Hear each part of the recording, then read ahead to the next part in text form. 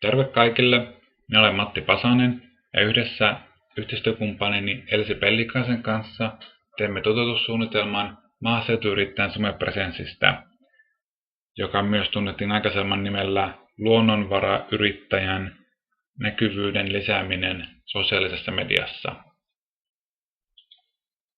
Meidän suunnitelman tavoitteet ovat seuraavanlaiset. Tavoitteenahan oli puhtaasti näkyvyyden lisääminen siellä sosiaalisessa mediassa, mikä näkyisi seuraavina tavoilla. Tuotteiden myynti lisääntyisi, markkinointi, kampanjointi sekä asiakaskunnan kohtaaminen tapahtuisi siellä sosiaalisessa mediassa.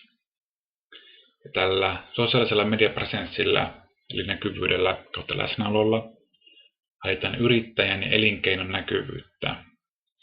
Ja siinä tuotaisiin myös esille niitä arkipäivä- ja elinkeinon käsitteitä ja vuosirytmiä, eli sillä olisi myös semmoinen arkisempi ja yleissivistävä vaikutus sen sijaan, että se olisi pelkästään puhdasta kovaa markkinointia ja kaupallistamista ja myyntiä. No miten tämä suunnitelma toteutetaan yrittäjän näkökulmasta? Tämä yrittäjä hyödyntäisi useaa erilaista sosiaalisen median alustaa, muun muassa bloggeria, Twitteriä, Facebookia, Vimeoa sekä YouTubea. Jokainen näistä sosiaalisen median alustoista olisi käytössä erilaisen tarkoitukseen. Mutta se toivottu lopputulos on kuitenkin sama. Tavoitettaisiin suuri yleisö. Saataisiin jonkinlainen yhteisöllisyys tämän yrittäjän ja asiakaskunnan välillä. Olisi julkinen keskustelu erilaisissa yhteisöissä ja nämä tuotteet ja palvelut, joita me tarjotaan, kohtaisi tämän asiakaskunnan. No kaikki lähtisi bloggerista. Siihen kaikki perustuu. Siinä mielessä tämä on se paikka, jossa se yrittäjä voi kertoa siitä omasta arjestaan, minkälaista on olla luonnonvarayrittäjä, minkälaista on maaseutuyrittäjä, mitä se käsittää itse. En sote-alalla opiskelijana sinänsä paljon tiedä, mutta se voi olla tosi kiinnostavaa tällaisen tavallisen Matti Meikäläisen näkökulmasta nähdä, minkälaista on tehdä sitä, minkälaista on arkipäivässä, että meillä on jokaisella omat työmme, mitä se luonnonvarayrittäjä tekee, minkälainen hänen päivänsä on. Paitsi, että siellä on tämmöinen omakohtainen teksti, sitä tukisi myös erilaiset valokuvat, jotka voi tietenkin laittaa sinne bloggerin suoraan, tai sitten voidaan hyödyntää vaikka esimerkiksi Flickr-kuva-albumia, mikä on aika korkealaatuinen sosiaalisen median alusta tähän tarkoitukseen. Ja täältä bloggerista lähtee sitten erilaiset linkit näihin toisiin medioihin, kuten muun muassa Twitteriinkin. Twitter-tili löytyy sieltä myös. Mutta Twitteriä käytetään päänomaan alan keskusteluun ja alan seuraamiseen. Twitter on tosi relevantti, se pysyy relevanttina ajankohtaisena tosi paljon helposti. Se on vähän kuin vaivatonta Twitterille. Siellä on aina keskustelua käynnistä ja siihen on tosi helppo osallistua. Eikä siinä tarvitse kirjoittaa monen sadan, 1000 sanan esseetä osallistuakseen, vaan sinne voi muutamalla sanalla ja linkillä ja hashtagillä olla yhteydessä ja ennen kaikkea olla näkyvillä, mitä me halutaan olla. Seuraavana siellä bloggerissa on linkki Facebookia. Facebookhan on perinteisesti todella suuren massan, suuren yleisön käyttämä paikka. Ja siellä on vähän helpompi saada yhteistyökuvioita. Toki joku voisi väittää, että LinkedInissä saisi vielä paremmin yhteistyökuvioita, mikä on myös totta, mutta LinkedIn kohdistuu ehkä enemmänkin niihin oman alan kilpailijoihin, miksei myös yhteistyökumppaneihin, mutta sieltä ei välttämättä asiakaskuntaa niin hyvin tavoita. Facebookkihan on myös oikein hyvä paikka mainontaan, kuten me olemme varmasti kaikki nähneet jokainen omalla sivullamme Jounin kaupan mainoksen. Ja sitten, se on yrittäjäkohtaista, mutta jopa suoramyyntiäkin voi tapahtua Facebookissa. Siellä voi myös tietenkin kertoa ja seurata alan kehitystä.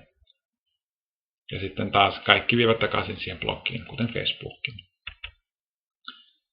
Sitten Vimeahan on tosi korkeatasoinen videopalvelu. Vähän eroa YouTubesta, jota myös hyödynnetään, mutta video olisi siinä mielessä erilainen, että Vimeossa käytettäisiin vähän pitempiä videoita, vähän korkealaatuisempia videoita, sellaisia, jotka keskittyy siihen itse alaan ja teknologiaan. ja niin sanottuihin asiapitoisiin videoihin, kun taas vaihtoehtoisesti YouTube olisi enemmänkin semmoisille lyhyille videoille, vähän enemmän viihdyttäville videoille, ehkä jopa puhutaan suuresti mainoksista, jinkuista, jotka vähän toisaalta tapahtumia ja jos on jotakin messuja ja työnäytöksiä sun muita, kun taas Vimeo voisi olla enemmänkin sellainen videopäiväkirjamaisempi alusta. Sitten lyhyesti sanon tästä yhteenvedon tästä toteutussuunnitelman toteutuksesta, että mitä se vaatii siltä maaseutuyrittäjältä. No, yrittäjän arki oli sitten kyseessä koko tahansa yrittäjä. Se arkihan ei ole helppoa. Sehän vaatii tosi paljon lähteä yrittäjäksi. Se on tosi paljon vaatii työtä, se vaatii aikaa. Yleensäkin se vaatii uhrauksia. Kaikki tämä sosiaalisen median päivittäminen ja ylläpitäminen on työtelijäisellä siihen arkeen. Jos ajattelee, että tämä henkilö on yksin, että hänellä ei ole varaa palkata ketään muuta henkilöä vastaamaan sosiaalisesta mediasta, niin kyllähän tämä vie aikaa, että kyllä tähän menee päivässä helpostikin voidaan puhua tunnista 2, riippuu ihan kuinka hyvä ja tottunut on käyttämään sosiaalista mediaa. Mutta tämä toteutus on siinä mielessä hyvä, että se on jokaiselle yrittäjälle itselleen räätälöitävissä.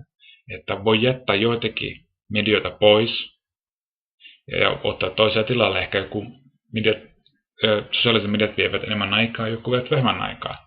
Sitten voi päättää, missä näkee itse eniten hyötyä itselleen ja missä näkee vähemmän ja mitä muokkaa. Mutta tottahan se on, että mitä enemmän sinä annat sille, sitä enemmän sinä saat siitä. Että se voi kuvitella, että sinä 5 minuuttia laitat siihen viikossa aikaa ja toivot, että se lisää sun kasvua 10%. Eihän se toimi tälleen, vaan tämä vaatii uhrauksia. Se vaatii aikaa, se vaatii panostusta. Tuloksia ei voi heti viikon sisään välttämättä oikein määritellä, vaan se vaatii vähän pitemmän aikavälin. Puhutaan kuukausista, että voidaan vertailla, missä välissä on alkanut tämä asiakaskunta kasvamaan ja myynti lisääntymään ja kiinnostus heräämään ylipäätänsä. Mutta nämäkin tulokset ovat myös paljolti riippuvaisia sen toteutuksen laadusta. Ei meitä ketään kiinnosta katsoa huonolaatuisia videoita niinkään YouTubesta, kuin Vimeosta, kuin televisiostakaan. Eikä meitä kiinnosta lukea kirjoituksia Facebookissa, jotka on täynnä kirjoitusvirheitä ja niissä ei ole päätä eikä häntä, että tämä on niin paljon, riippuu siitä yksilösuorituksesta niin sanotusti. Mutta uskon, että tämä esitys antaa tosi hyvät eväät, tosi hyvät lähtökohdat kenelle tahansa maaseutuyrittäjälle. Ja maaseutuyrittäjyyshän kattaa aika suuren alan erilaisia palveluita ja tuotteita. Ei voi olla sanoa yksi yhteen. No tästä on hyvä lähteä. Kiitoksia paljon. Minä olen Matti Pasanen ja tässä oli minun ja Elsi Pellikaisen esitys.